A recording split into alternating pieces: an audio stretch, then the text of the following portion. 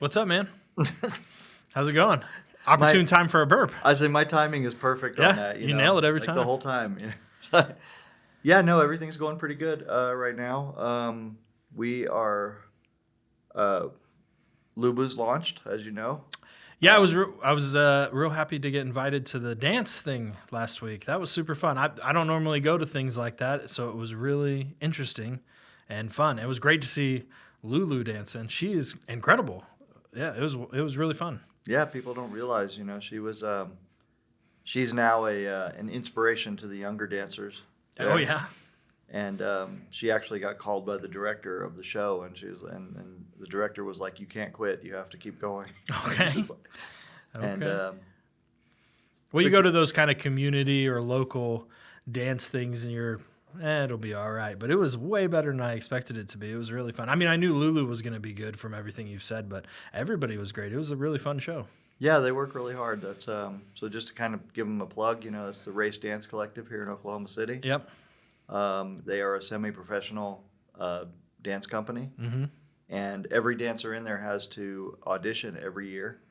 And doesn't matter how good you are, you still have to audition the next year. So no you're grandfathered in. in. Spot, no. Yeah. And so Lulu has been a member of their company now for, I want to say, 5 or 6 years now. And, she gets, she earns her way in every year. So, but the thing that I'm most proud of, though, is not only the fact that she's able to keep up with the younger kids there and to keep up with the dancers, when they're all good, by the way. Mm-hmm. But simultaneously, as you know, she started the boot company, the dance boot company. Right, and everybody was wearing the shoes at the show. Yeah, she had donated to all the people in the shoes. Mm-hmm. So almost everybody in the show was wearing her shoes. Yeah. So that's a lot of responsibility, because you are responsible for people's ankles, and support, and they're putting a lot of torque on those shoes. Yeah. Okay. So I know that not only was she thinking about her own performance, but she was also at the same time hoping that her shoes would hold up. A little nervous it was all going to work. Major show. So fair enough. And then we had a little booth there, so that was nice, and I think she got a couple orders out of that. But you failed in one big aspect that we've talked about before, right? No business cards. No business cards. That's right. But we did have QR codes, which apparently is the new business card. Is that it? Okay. Yeah. Well, that seems acceptable then. So, I'm Scott Hess, tax and business consultant. I'm John Barton, small business owner. Remember the tortoise and the hare? Slow and steady wins the race. We started Turtlesmith to help people start small businesses, providing information and resources to small business owners and entrepreneurs. Build a solid foundation and forge your dreams. Well, in this week's episode, we're going to talk about our next step in the planning, phase 1, and that is brand development. And this is either going to be people's favorite step or they're going to just hate it. Brand development is very difficult, but some people are real good with that creative stuff. So the end goal of this is just sort of to establish your brand identity. So there's a few different steps, and they're not really clear, whether you should do them one at a time or in this particular order. They kind of all have to be done simultaneously. But the steps are: you need to differentiate yourself from your competitors, clearly state your company's mission and values, develop a clear and consistent brand identity, create a memorable logo, and name your company. And so you feel free to mix up the order of those or go from one. You might already have a really great name, Mine was pretty easy, just SH Business Services. Yours was JB for John Barton, I'm assuming, Cases. Mm-hmm. So sometimes the name comes easy. Sometimes the name is a disaster. You have to find the right URL code that matches or the high-level domain, and you might go through 20 or 30 different names before you finally land on something. Yeah, it gets tougher. Like my first brand was Stroke Cases, mm-hmm. and that lasted for about 5 cases. Mm-hmm. And then I thought about it, and I thought, I'd really like to put something else on here that's a little bit more along the lines of how we speak in pool. Mm-hmm. So when you're shooting good in pool, it's called being in stroke. So it's 2 words. So I combined those and I made it 1 word. In stroke. And because I did that, then I had a word that no one else was using. And then, interestingly enough, right about 3 years or so after I'd started, I noticed that someone in another part of the country in Germany had called their billiard cafe in stroke. Oh, okay. Yeah, so they apparently had seen what I did and decided that it made a good name and did that. So we had a little bit of a trademark fight there, that could have gone against us, but luckily they decided they didn't want to fight us, and we agreed to let them have it for their local area, and they promised not to put it on any billiard products. So Fair enough. Well, I have a few tips for people before we kind of talk about each one of these steps. The first one is don't get bogged down on any one aspect. You can always change or adjust things as you go along. Just like you said, you changed your name from stroke to in stroke. The brand identity can always be developing. You can always make little tweaks to it and changes as you go forward. So if you're not super happy with your name, but you're super happy with everything else, move forward and, with the next few steps, and maybe a better name will come to you. Creativity, I feel like I said that word. Creativity is key here. You have to really be in a creative mindset to figure these kind of answers to your brand identity out. So some people may struggle, and that's okay. Just do your best. Get some help if you can. Ask people, whatever you need to do. And then one of the ways to kind of maybe get the creative juices flowing on your brand identity is to think about brands you really like. What do you like about them? What emotions do they bring up? Do you have any favorite brands that bring an emotional aspect to you, or that you can think of? Sorry, I don't mean to put you on the spot. Well, I mean, if I'm thinking about a supply, I always my go-to is always Uline, for example. Well, and that's an easy one, fast and efficient. That's right. So, so that's one that's really good, and that's an important aspect to think about. What kind of values are important to you. So that's another step in here is what values are important to you. What kind of things do you want your brand to say? So Uline says, reliability, efficiency. Those are big ones. And you might think about different colors or aspects of what you want to emote to your customers. But not only to your customers, you got to think about your other few people that are important to you, your lenders, your suppliers, and your employees as well. So once you kind of think about brands that you like, you can also think about brands that you hate. Why do you hate them? Do you hate their color? Do you hate their logo? Do you hate their name? These are things that can kind of help you out. And you also want to think about what is your brand saying to the public? Are you trying to emote strength? Are you trying to be intimidating? Are you trying to be comforting and welcoming? So those are things that are important, along with the color scheme and those kind of deals. So really just brainstorm, throw everything up on the board, or, you can get like a tack board or a whiteboard and just throw a bunch of stuff up. When we were trying to name Turtlesmith, I wrote a bunch of names down and tried to figure out, what words I wanted to use and mix and match and color schemes and all that stuff. So that is important. Well, there's a lot, So a lot of people get this wrong about a trademark, for example. So, and also it's important to understand that your brand is not just the name or the logo. It's the ethos that goes around with it. That's what you're trying to explain here. Because if you think about a brand you hate, you think, why do I hate them, right? You don't hate them just because you don't like their logo. You hate them because their logo reminds you of the things that they do that you don't like. And that's why you don't like the brand. And conversely, right, when there's a brand where you like the things that they do, they deliver a good product, they deliver a good service, right? They seem to stand for things that you like. Some people will transact with a brand just because they like what that brand stands for. And some people will not transact with a brand because they don't like what it stands for. But the important thing to remember here is that a trademark is for consumer protection. It's not for the protection of the person who owns the trademark. Trademarks exist to basically be a badge to inform the customer of who they're dealing with. And that information comes with the reputation that is attached to the brand.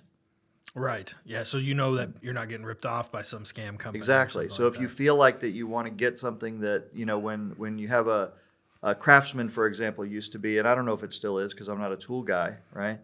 But Craftsman used to be a brand that would stand for quality, and people would know, okay, the Craftsman's are lifetime warranty. They used to be. Take them to any Sears, they'll take care of it, and so on, right? But there are other tool brands, for example, that if you go out on some of these forums, these DIY forums, and you mention that, I'm going to get I'm not going to mention a brand, of course, because I don't want to get us in trouble. But if you were to mention a particular brand, you'd almost get ridiculed by people, and that may be fair, that may be unfair, right? Yeah. But the point is that that's the reputation that brand has out there. So more people than not will warn you away from it, whether or not the tool might be completely adequate for what you need. But Right. that's the reputation they've earned. So these days, it's a good idea to think about this. Think about if you have a product, for example, you want to go look and see how are other people treating these products out there. People that do comparisons. For me, for example, I get annoyed sometimes when I'll see these influencers, we'll call them, or wannabe influencers. Yeah, a lot of wannabes, I think. Comparing products, right? And they will take products that are vastly inferior to ours, and they won't even mention ours, and then they will build these other ones up as if they're great. So that's something that you have to contend with. Mm-hmm. But realizing that as when you go through this, like what you want to do for establishing your brand identity, if, for example, super high quality is part of your brand identity, then you make that part of your mission statement and you live up to it, and you establish and you continue to earn a reputation for high quality, so that when people go out and do these like comparisons and they leave your brand off, other people will chime in. The people in the comments and stuff will chime in, and they will say, "How on earth could you leave out JB cases, for example?" Mm-hmm. Like how stupid are you? Did you never hear about? You talk about this is high quality. Go get a JB case, and then you'll know what high quality is. See how I slipped in that ad right there? But basically, that comes from knowing what you want to do before you even start, and then sticking to it. Yeah. Well, we're going to talk about each one of these, that kind of 5 steps that I'd mentioned before. And again, feel free to mix and match however you want to do it. This is sort of the order that I like to work through in when I'm going to name a company. But the first one I had is differentiate yourself from your competitors. So I'm a big believer in doing something against the grain a little bit. You want to make sure that when you're getting into an industry, that you're trying to do things the best way possible, but you really want to differentiate yourself from your competitors, even if you're doing the exact same thing or providing a similar level of quality or similar level of service. You just want to be a little different some way. You want to show people that you feel like you're doing something in a little bit different way and a little bit better. You can definitely make a company that rips off an established brand. You could make a Stanley Cup by calling it Stan's Cups and probably make some money, but it is not a recipe for long-term success, in my opinion. So take a look at your competitors. What do you like about them? What do you dislike about them? How can you be different? And really, how can you make your brand stand out, particularly in a saturated market? You really want to find something that can really show people who you are and why you're different from everyone else. And that's something that I want to speak about. We had spoken before about doing feasibility studies on that, that's where you learn whether your market is saturated or not. Yep. And a lot of people will say, well, I can't make it in a saturated market. So when we talk about saturated, we talk about there's a lot of offering out there for, or there's a lot of supply for whatever it is that is being offered. Right. So people can make it in a saturated market, but then you really have to know your stuff. You really have to work a little bit harder to get your name out there. But once you establish that reputation, then you'll start getting business that some of the competitors that are already in that saturated market, the weaker ones will drop off, and you'll take their place. And I thought, when I jumped into my business, it was a relatively saturated market. There are a lot of other accountants and bookkeeping services, payroll services that I compete with, but I just felt the level of service that I could provide, and then I gave almost all my clients my personal cell phone number. That's how I differentiated myself. Most oftentimes when they'd call a bookkeeper, they'd talk to a secretary. They'd never be able to get in touch with the person that was actually doing the work. So that's sort of how I differentiated myself was, you can call me directly. I do most of the work. Now I have some employees that do the work, but I still review everything and talk to my clients directly rather than pawn it off on other people. You also have one other thing that I think is really neat and it differentiates you is that it's how you arrange payment. Oh, yeah. Yeah, we talked about that last time. I just do the fixed monthly fees, and that seems to be really exciting for most people. They like that rather than the nickel and dime, 15-minute phone calls, billing by the hour nonsense. I hated that, and I also didn't want to track it. It was annoying. Well, I'll just tell you, I like number one, I like having your number, and number two, I like it when I don't have to think about, I get a bill every month, and now I've got, $150 for this 15-minute call, and I'm like, did I really talk to him for 15 minutes? Right. Yeah. Yeah. It's a nightmare. So I don't have to think about any of that. So I can tell you that from my side of it, it works pretty good that way. Well, I appreciate it. I really like it myself as well. So the next sort of step in this, again, mix and match as you want, is to clearly state your company's mission and your values. And oftentimes when you look at companies, you'll see a very generic, bland mission statement, to provide excellent service to our customers. Sometimes you'll even find faith-based ones or specific industry ones that, to me, they just don't really do anything, when you read them. And so really think about, what is your company setting out to do? What are you trying to accomplish with your business? And even if you don't share your mission statement with everyone, have it just for yourself. What is your company really trying to do here? And what is your mission and your personal values that are important?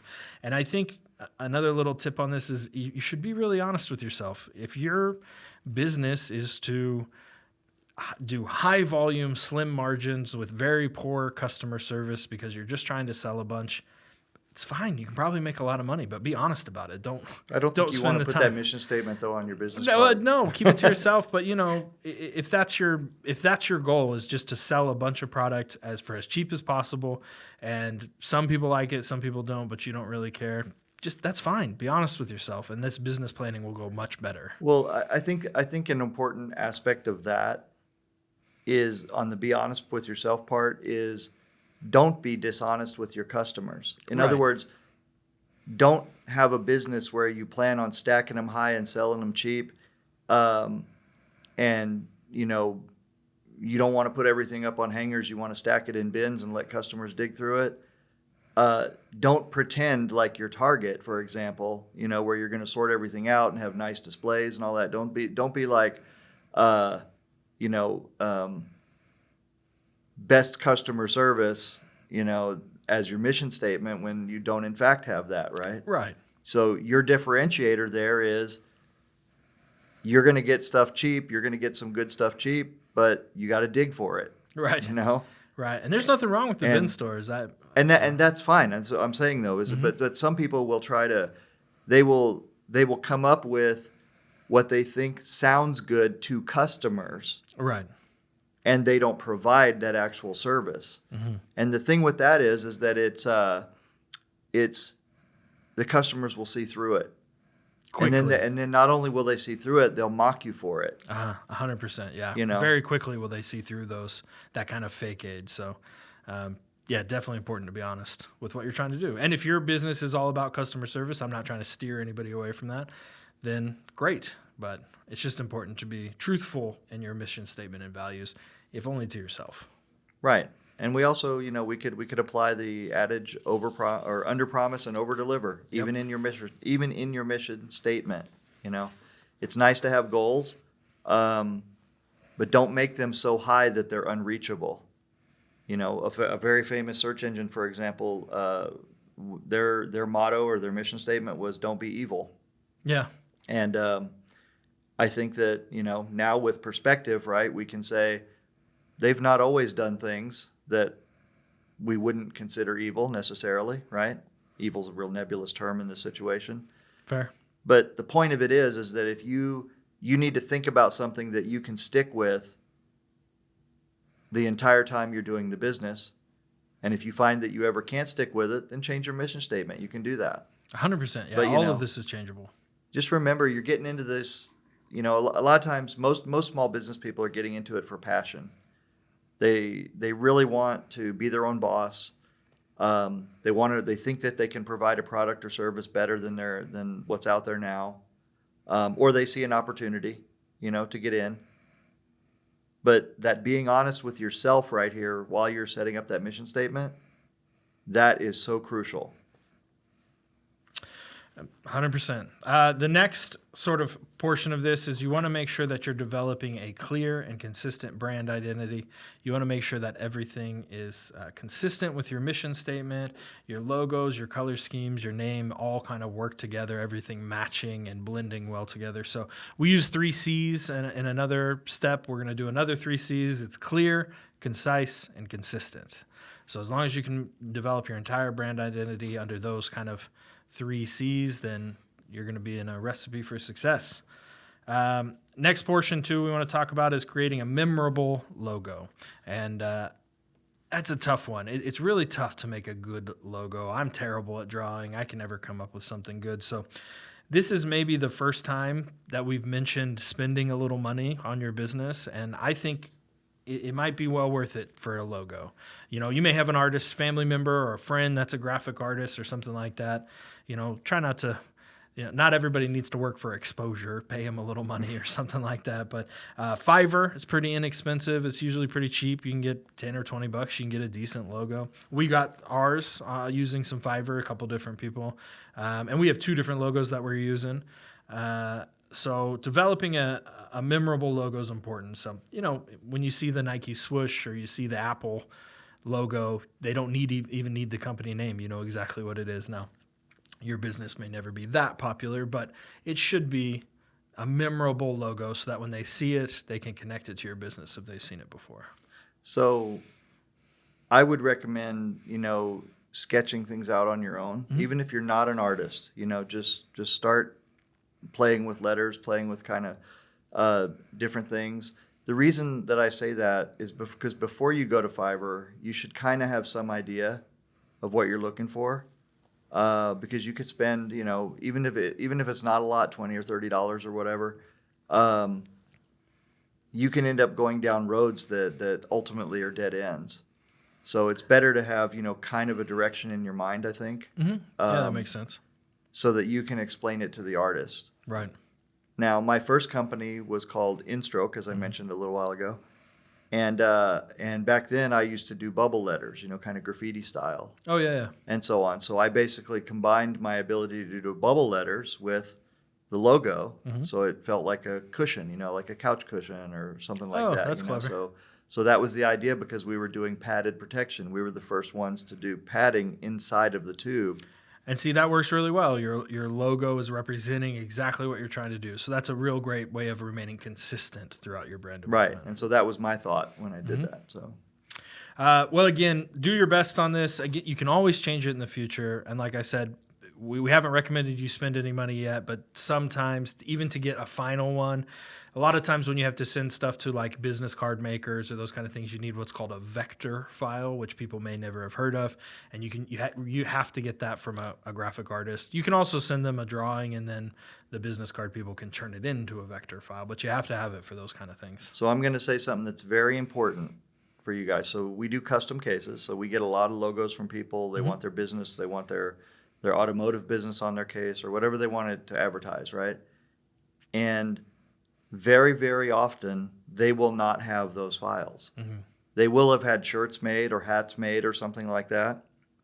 But the people who made those items created the file and then never gave it to the people whose brand it is. Now, a lot of times they'll do that for free, but then they'll not give you the file because they want you to come back to them. My suggestion is you get it developed how you want it, and we will have resources for this on Turtlesmith, to explain this a little bit to people. But the idea is that you want to keep a folder of all of your logo variations and everything that are print ready. And so that way you're never held hostage by anybody who has a nice version of your logo, and then you can't go to anyone else because you don't have it.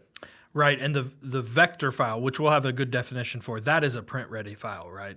If I'm not mistaken. It can be. It depends on how it's set up. Gotcha. But for the most part, if you give somebody a vector file, they will be able to take it from there and turn it into a print-ready file if it's not already, fairly easily. Right, and if you just have like a JPEG or a PNG image of your logo, they have to do a bunch of work to get it into print-ready, right? It depends on the quality of it. If it's a very high-resolution one and very clear, sometimes it's good. Then it could be usable just like that. But there are certain formats that are always ready that you just send it in and they can use it right away. At worst, they just have to resize it a little bit. Gotcha. Well, we'll have some of those resources there. So the last portion is name your company. I say it's the last thing. Some people name it first. I really struggle hard with coming up with names for companies. It's a disaster, especially like we talked about before. I think earlier on a different podcast, we talked about matching the domain name is almost impossible when you're trying to come up with companies. Anything with business or accounting related for my industry, it's $20,000 for the domain name. It's ridiculous. And we came up with, I think, 20 or 30 plus names before we landed on Turtlesmith, and I kept knocking them out just because of the domain name. I think I wanted to name it Blue Turtle, was one of my kind of high level ones that I really wanted, and the domain cost $16,000. Oh yeah, it can get crazy. It's just too much money to spend. Yeah, the best way to go is to come up with something that is very unusual or unique. Make a word that has never been used before or is not used in that context. Yahoo, for example. Selling books. Started out with the books, and then they quickly moved to all goods. Amazon. Amazon. Yes, I'm sorry. See, I was talking about branding. I forgot. I was thinking Yahoo sold books. Right. I was thinking to myself, but Yahoo was an example I was using as a search engine. Right. Right. Google itself is a search engine, right? But Google by itself doesn't mean search. Well, now it does. Right? I think it's in the dictionary. Well. Yeah, and another thing, that's another thing with trademarking and branding, that maybe we'll explore this in a later episode. But some of these companies where their brand becomes a verb, where it becomes an action, like Google, we don't say go search, we say go Google it, right? Well, Google actually pushes back on that. You'll never find Google saying go Google it. Right. Because brands like that, or Xerox, right, is another one. If they allow their name to become part of the common parlance, then they lose their trademark rights. Oh. Did you know that? I did not know that. So yeah, if you, it's kind of a double-edged sword, right? Because obviously a company would be like, yeah, we'd love for everybody to refer to our brand for the action that they can do on our site, and then hopefully they'll go only to our site to do that, But people will say things like, did you Google that? Use Bing, they're better. Yeah. Don't sue me, Google. I'm not saying who's better or not. All I'm saying is that full well that people use your name as we never say go Bing that. Right. Maybe people who are oversexed and can't spell say something like that. Fair enough. Well, again, I don't want to recommend that people just throw money at this problem, but it is okay to maybe spend a little. Don't wait till you get through the rest of the steps before and come back to this to pay somebody. That way it's in your financial planning and everything. But there are tons of companies out there who specifically do brand development, a lot of good ones. I work with a guy who's best part of his job, something that he really focuses on, is naming companies. He's named a couple that I've invested in. It's it's really a skill to come up with a good name and make sure that you have the domain and everything like that. So if you really find yourself struggling on this brand identity step, focus on your mission and your values, and focus on how you want to differentiate yourself, and then come back to it after you've gone through the rest of the steps. And then you can decide whether you want to pay somebody, or maybe during the other steps you've come up with more better ideas. Right. And just remember that, it's a lot of times you might land on something that you think sounds really great. Don't get married to it right away. Because you could tie yourself up in knots, trying to figure out a way to use a name that you came up with that you think is the greatest name ever. And you might find out that other people aren't really feeling it, for one thing, right? Another thing is you might find out that it's just too hard to buy the domain name or something that'll go along with it. One thing people do sometimes, though, is when they can't buy the domain name that goes along with that brand, they'll come up with some really off-the-wall domain name that they hope will be memorable. Yeah. Like a little short phrase or something like that, and so that's important. I've seen crazy domain names that have the company's name in it, Mm-hmm. but because they couldn't get the top level domain where the short, like turtlesmith.com, for example, Mm-hmm.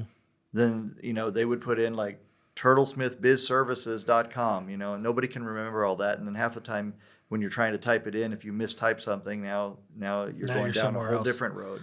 Yeah. Well, we kind of ran a little bit of that with Turtlesmith. I got the domain. We were at turtlesmith.com.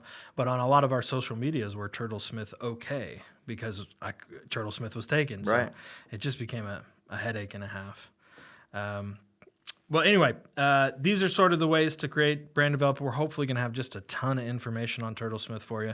And feel free to do a little bit of work on this step and move on to the next ones. They're a little bit more concrete and clear, and then you can always come back to this one. But as long as you have your mission and values and you've figured out a good way to differentiate yourself, then the rest will fall into place later on. So any other final thoughts on brand identity or brand development? No, I mean, I think I pretty much said it. Just as with all of our steps, just take the care and the time to really flesh it out. Don't beat yourself up over it. Realize that nothing is set in stone. So, even if you get further down the line on the process, if you've gone through this and put in the thoughts, and for some reason you decide, okay, you know what, I'm going to change the name anyway to something else, you will still have the value of all the thinking that you did to get to that point to use when you choose the other brand name. Yep, that's fair enough. A good point. This episode is sponsored by JB Cases. JB Cases is a pool cue case company specializing in custom cases. They have been in business since 2007, and their motto is true protection, true durability, true comfort, and true custom. Visit them at jbcases.com. Well, should we move on to our next segment? What we're talking about today is seasonal businesses, right? Oh, yeah, absolutely. Yeah. Seasonal businesses are pretty common. My company is a pretty seasonal business. I do about 50% of my business in the first quarter-ish with tax season, really from about late February to mid-April is when I do about half my business for the year. But there's a lot of companies and great business ideas that do work on a cyclical nature. You just have to do a little bit of extra planning to make sure that they work. Plan for those finances, plan for that influx of cash when you're going to be rich, and then make sure you've got enough to cover those months when you're poor. So something I've always wondered is, do plumbers do better in the week after Thanksgiving? Oh, geez, I have no idea. I mean, these are the kind of questions you have to ask yourself, is there a higher demand at that moment? There probably is. And I imagine they get a lot of business during the winter when pipes freeze and stuff like that. But I don't know if it's so cyclical that it makes a big difference for them, or so seasonal that that's really important. But that would be an interesting one. Especially, that there's when people travel and there's 30 people in the same house rather than, the usual 5. It's probably a lot of wear on the plumbing. One time, after I got out of my first company, which was the In-Stroke Q-Case company. After I got out of that, actually went to work for one of my former clients. And one of the things he did was he sent me to China. Mm-hmm. Well, he had went to China a few years before me, as the owner of the company and sourcing and everything. He went over there and he actually had a 4th of July party for the factory that he was working with In China? in China. Okay. So his only complaint is that he couldn't find any fireworks because it was close to the 4th of July. So China was out of fireworks because they had sent them all over here. Oh. So he had the watermelons, the speed sitting, seed spitting contest. Yeah. And so on, and a whole bunch of stuff, 3-legged races and all that. And I always joke with him. I said, "Did you hand out some pocket constitutions?" Oh, fair enough. He didn't go that far in China, but I always think about that whenever I think about seasonal businesses and the fact that a lot of times one of the phrases we used to say is like, "I wouldn't do that for all the tea in China." Yeah. Stuff like that. Well, this is an interesting one where you would think, because the Chinese celebrate so many things with fireworks, that it's pretty incredible that our season, July 4th, our I don't know, would you even call that a season? But our freedom celebration, Yeah. right, is so vast in America that we literally take all the fireworks out of China. That's really interesting. I would have never thought that they all came from there, but that makes complete sense. Now, the 4th of July, I don't know if you'd call it a season, but it is a seasonal business. There are a few people I've helped with that you do it as a side hustle, just 2 months out of the year. It's usually a family affair with, a couple kids. They spend maybe 20 or 30,000 on fireworks, or even less. I think you get packages for like 10,000, and then they'll sell through and they make, an extra 15 or 20 grand. In just a couple months of work, or even like a month of work leading up to the 4th of July. But then there are also some ones here in Oklahoma that are all year round. You can buy fireworks all year. So I don't know how those work very well. Clearly, they must do most of their business just at 4th of July time. I would tend to think New Year's maybe. Now, again, I don't know this, so later on we may have some people in here for some of our interviews to tell us exactly how some of these businesses work. Mm-hmm. But I would tend to think that a business like that, they probably buy so much. They don't sell through all their fireworks that they have, so they just keep it going all year. Mm-hmm. And then they just restock with the most popular things. Yeah. Well, so the real important thing to think about there when you're doing your planning is whether it's to keep the doors open or not is worth it. Because not only are you looking at, your utilities and rent, you may keep the facility all year, but payroll, you got to have people in there. So when you're doing your planning, is it worth keeping the shop open all year? And you'll see that a lot with like restaurants and retail stores. They'll pick their hours for when the most sales happen. So when you're doing a seasonal business, you got to think about, do we want to be open all year? Is it really worth it? But sometimes it is, I'm sure. Well, some of the places that I've seen looks like a giant warehouse. Mm-hmm. And they basically put out a different banner for every holiday. So I noticed that Chandler has some information up there for like Spirit Halloween, which we've all seen. It's a really interesting business. You always see those pop up. I would love to look at their financials, but I'm sure they do great. Yeah, so they're a very temporary business in the sense that they basically just set up, in the couple months prior to Halloween. Mm-hmm. From what the article says here, they basically rent the space for that short term. So I guess they negotiate with these landlords and move in. Well, his note says that literally November 1st, the landlords are out, or their operations team is out meeting with landlords and finding people that are and so that's their business model. And it works. And then, as I was saying a moment ago, there's some people out there that I've seen that they just basically have a big warehouse. Mm-hmm. And when it's 4th of July, they've got their 4th of July banners out. When it's Halloween, they got their Halloween out. And Christmas, they got their Christmas out. Yeah. So, now scroll up there because there was one note here at Lumistella.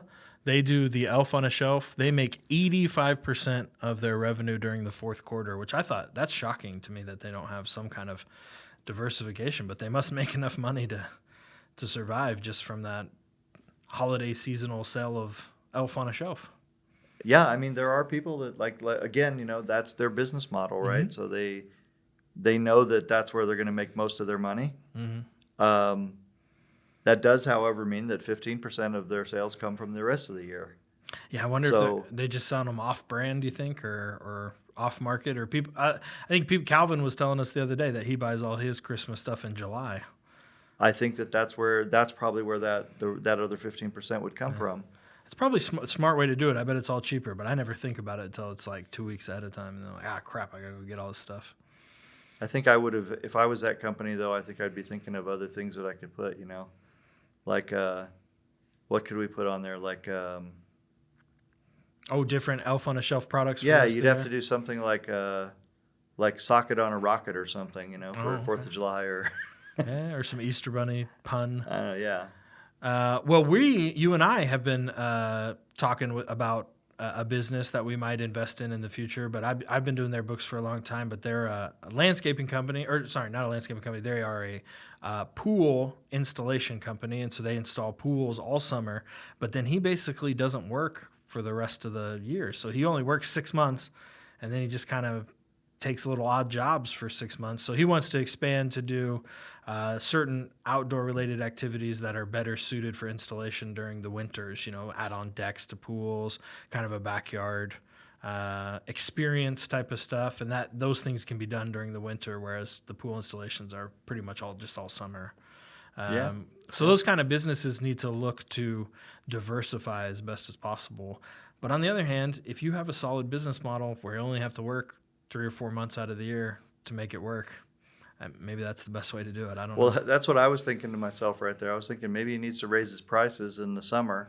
Yeah, then just take 6 months off. And then just take 6 months off every year, There's a lot of accountants that I know that do that. They just work real hard during tax season. They'll just come in as a tax preparer from, late January to April 15th, and then they're out the door. They just go on vacation the rest of the year. That's my kind of retirement plan in the future, I think, just to hustle up, make a little money. Well, there is a philosophy out there that you should live life while you're alive. You know, so one of the things, one of the things that we talk about on this podcast is we often say get rich slow. Yeah. But what does that really mean, right? To me, it really means that you build up a nice solid business. You're not working yourself to death. So you're not trying to front load everything, work like super, super hard for 20 years and then find out that when you're 45 or you're 50, you're broken as a person. Right. And then you're going to go and try to enjoy your life.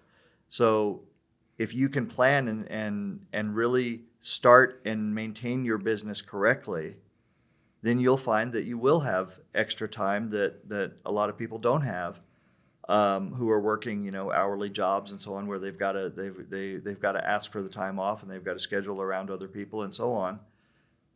If you get your business set up correctly, then you're going to have the time to enjoy your life. 100%. You have to plan for it. The first couple of years, there's no ifs, ands, or buts about it. You're going to be working really hard. But the second you start breaking even and then you can start hiring some people in, then your life becomes much easier. I think for me it took 5 years, and now I still work pretty hard. We got a lot of other things going on because I'm a little wildly ambitious on trying to start new things and do different stuff. But, now I can kind of take off on a Tuesday and do whatever I want if I need to. So it makes life a lot nicer. It is nicer not having to conform to a schedule. Mm-hmm. From my side of it, though, I'm 56 right now. My friend often says that my business is a 20-year startup. Yeah, you mentioned that before. But the thing is where that comes into play, though, is that every time in the beginning, let's say the beginning 15 years of it, right? Every time that we took time off, first of all, we didn't take that much time. So once in a while, we'd give ourselves a couple days here, a couple days there. Very rarely, we might reward ourselves with a cruise or something like that, and take a 3 or 5 day cruise. But there was always that feeling that we were stealing time from our company by doing that. We were neglecting something, So we'd always take our laptops. We'd always take our phones. And then there were a lot of times on these cruises and stuff where myself or Lulu, mostly Lulu, she'd be spending 5 hours of the day working. Oh, while you're on vacation? Yeah. Yeah, I know that feeling. And so the end goal here is to get to a point where you can just go and let it go, knowing that everything is running correctly. And that comes with the planning. Absolutely, it does. Yeah.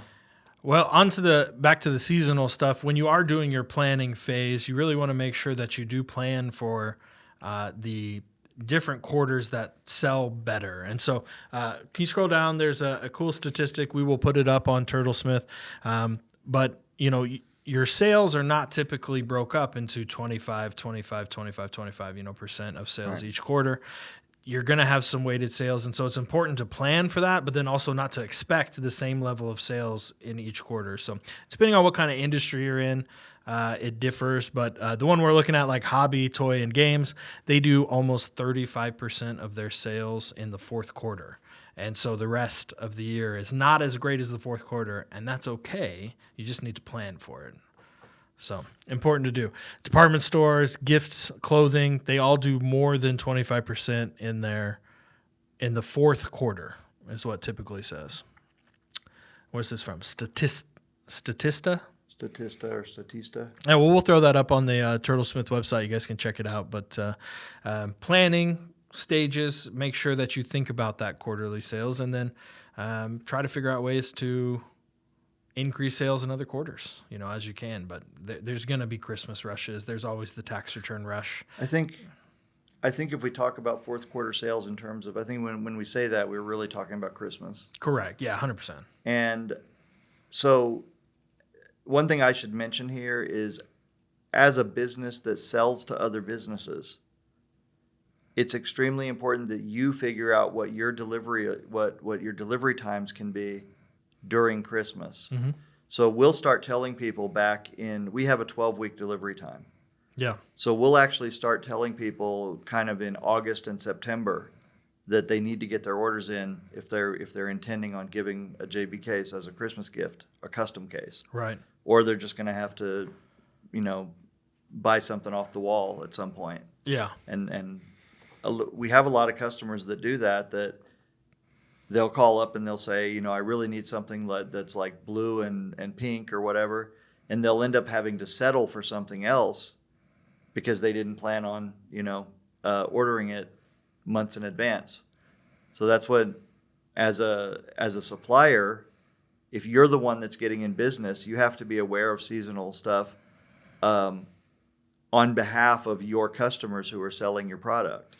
Yeah, and it's a real bad look if people are trying to get something for Christmas and they can't get it in. It will really hurt your reputation, so you want to do plan for that kind of stuff. Christmas is a big holiday in the States. So it's important to be proactive and let them know, these are your deadlines, mm-hmm. and for you to know that as well, and if you're somebody who's shipping stuff, you want to be well aware of the shipping times. Yeah. So that because you're going to end up with some last minute buyers. And then, I can't tell you the amount of times that we've had to literally print like a gift receipt, if you will, for them to pack up and put in a box and give to the people and say, well, oh, that's interesting. You're going to be getting your case, in January, yeah. because we don't say because I ordered it too late. Yeah. But we offer that so that they'll at least have something to give to them. Fair enough.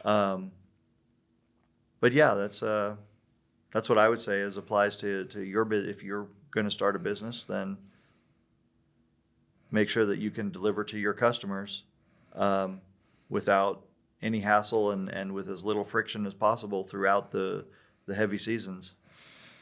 Yep. This episode is sponsored by JB Cases.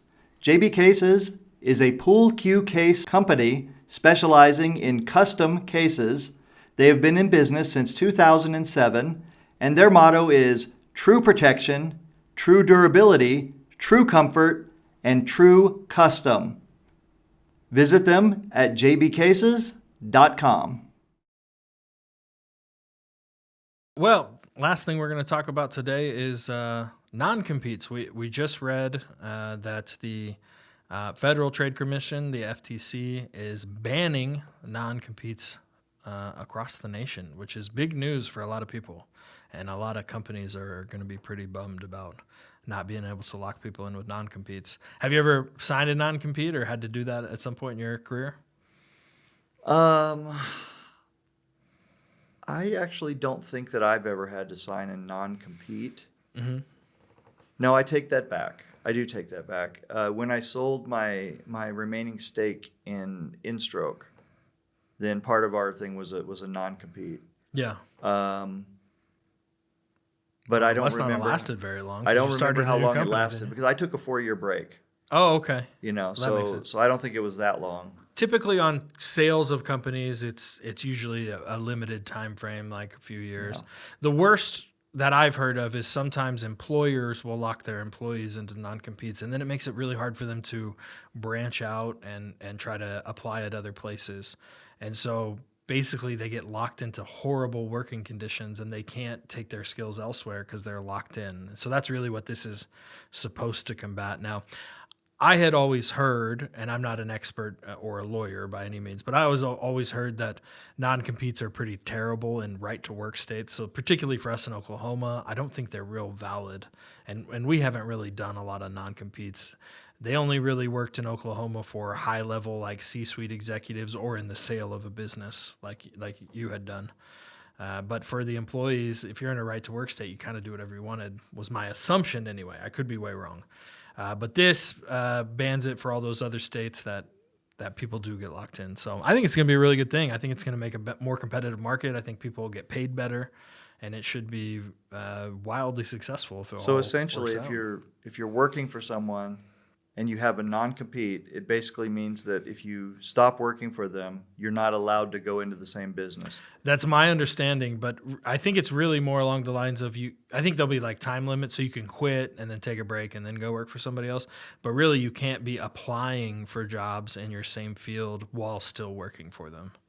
Is that what the law is now, or is that what the That's law what it used to bans? be. Yeah, the non-competes would ban that. That's where people were getting stuck because most people can't just quit their job. You know, they live paycheck to paycheck, and so they can't quit, wait for that non-compete to run out, and then go get a job. Plus, it puts a gap in their work history, which is a nightmare. See, I don't even know why that would ever be legal anyway. That's a good point. I have no idea either, but it certainly was. And I had heard horror stories of people being trapped in just awful working conditions, not getting raises, dickhead bosses, and they couldn't get out of it. So I think one thing to remember about this is that competition is what makes things better. Yep. You know, it lowers prices. Well, that's the free market, It allows people. So ethos. here's the thing. If I make a product, right, I don't want anybody to tell me where I can and can't compete with that product. Mm-hmm. So my thought is I don't want to restrict anybody, right, from selling their labor to whoever wants to pay the most for it. Yeah. You know, if I value their labor more than somebody else does, then I'm going to pay them accordingly. And I think it's everybody's right, to take what they've learned, right? You go work for somebody and you start learning something, but you're working. You're trading your labor for the knowledge that you're getting. Mm-hmm. And then for someone to say, well, you can't take that knowledge and use it somewhere else. Yeah, I think from a company standpoint, they were arguing, we spent time training you and giving you all that knowledge. Why should someone else benefit from then it? pay me more if you want to keep it here. Exact response. Yeah, that's what it should be. And I say that as an employer. Because what's the point of investing in someone if at some point you're going to be like, I'm just going to let them go because I don't want to keep paying them commensurate with their advancement in knowledge. Yeah. Because what does the company get out of that, right? So, okay, you prevent them from taking that knowledge somewhere else if you have a non-compete, but you lose that resource here. Right. And if I keep that resource, if I keep that person with me, then how good a job are they going to do after that point? Now they've got incentive to screw me, and they have the knowledge to screw me. Yeah, that makes sense. With the non-competes out of the way, now employers have more of an incentive, to work better with their employees, and not only give them the knowledge, but give them a reason to stay. That's a great point.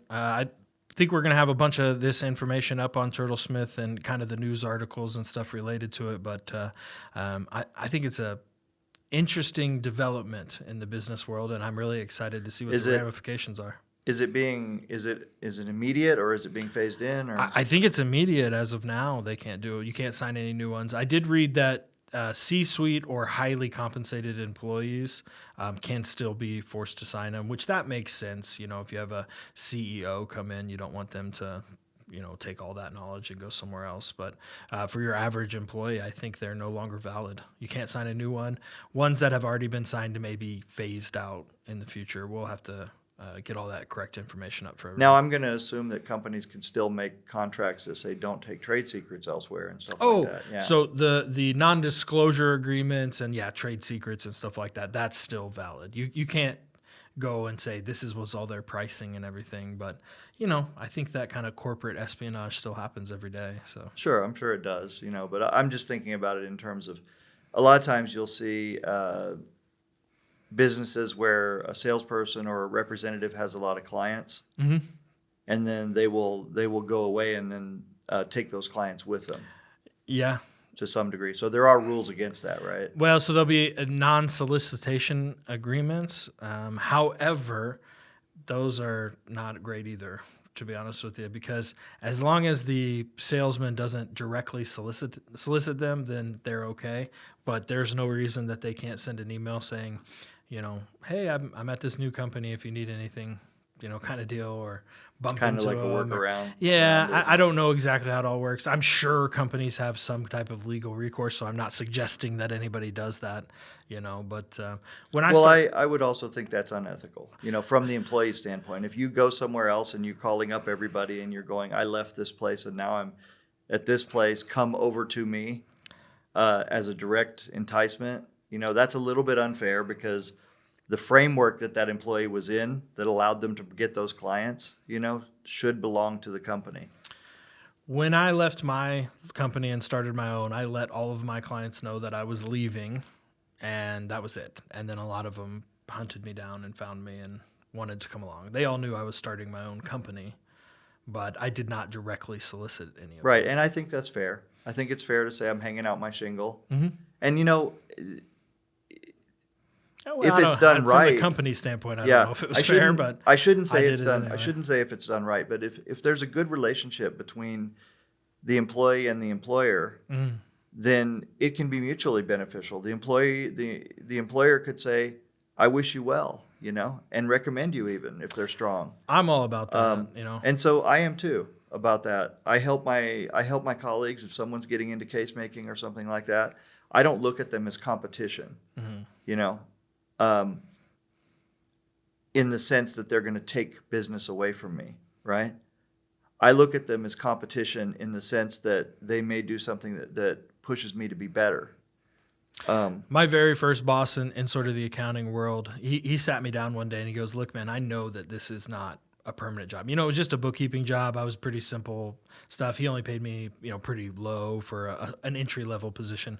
And that's all he could afford. And he goes, I know that this is just a stepping stone for you, so that I hope you stay with me. And, when the transition time comes, please help somebody come in new, but I'll help you along the way. And he has, he's, lifted me up, recommended me to people. And that's how a boss should do it. You shouldn't try to lock people into these contracts or these non-competes. You want your employees to stay as long as they're happy. And then if they're ready to do something else, wish them the best, is my opinion anyway.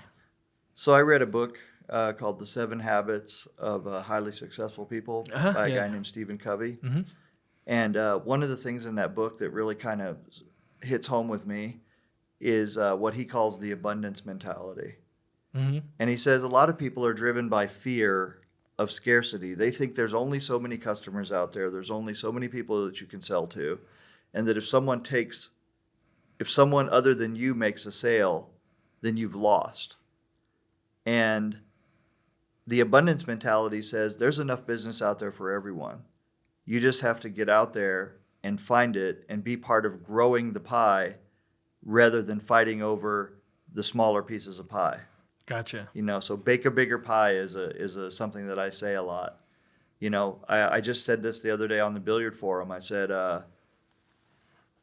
there are people that go on these forums, locally, and they will throw shade, so to speak, right? They will be like, they're so fickle sometimes, like one week it'll be, this is the hottest pool room.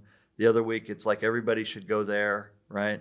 And they're always talking about putting up tournaments, and we should copy what the other guys do. Well, there's only 7 days in a week, and each place only has so many pool tables. So you can't throw up tournaments against each other all the time. But a lot of times what they're doing is they're competing. Somebody will put up a particular tournament with a particular format, and then another place will put up a nearly identical tournament on the same day.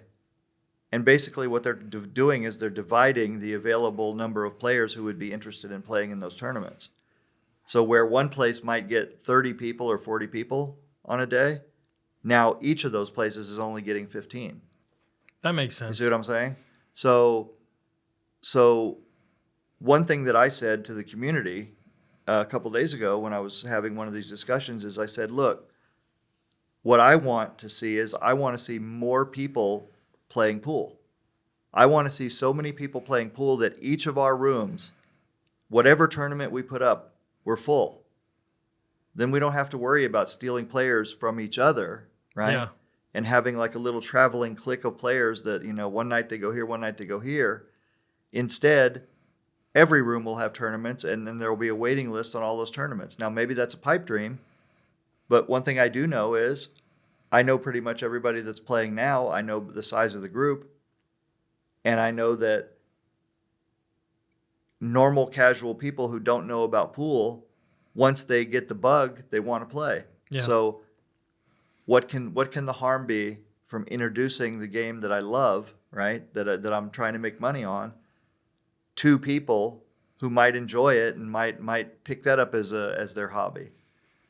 So bake a bigger pie, and then we all have more customers to work with, to service. An excellent point. Yeah, it's great. So can we say though that? Sorry, I didn't mean to interrupt you, but so typically we one of our last finishing segments here is what doesn't affect you.